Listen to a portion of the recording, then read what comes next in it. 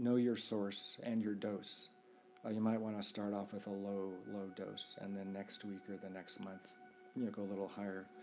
You wouldn't want to take a huge dose, especially if you're inexperienced. And what is it? What is a low dose versus a high dose? It would, just depend on the purity and the strain and the right. Usually, 5 grams of dried mushrooms of average strength is, considered a heroic, huge dose. So perhaps you might want to start with half a gram or right. 1 gram, and you see how that goes. The other is idea which is referred to as the set, which is your state of mind at the time, your emotional health, your physical health, what you've been eating, what you've been drinking, your sleep, your mood. Like, are you in a bad mood or a good mood? Or, like if you're completely stressed out, that's not the time to experiment. The last part of that tripod, the set and the drug. The third part is what's referred to as the setting, which is the physical environment that you're taking the drug in. Usually, if you want the best effects and the most controlled environment, you would want to begin your traveling maybe in a comfortable room with friends.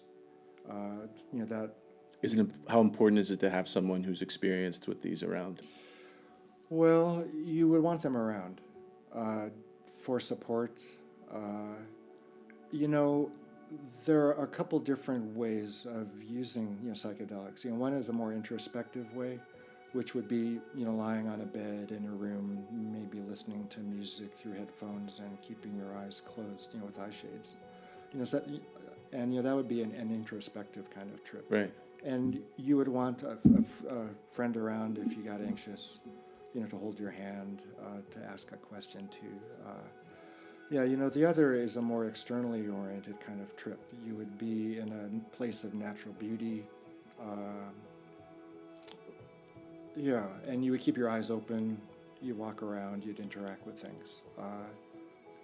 You might take some time out to lie down on the ground, but the experience would begin anyway, and the original intent would be to improve or to increase your appreciation, right? To nature, of nature.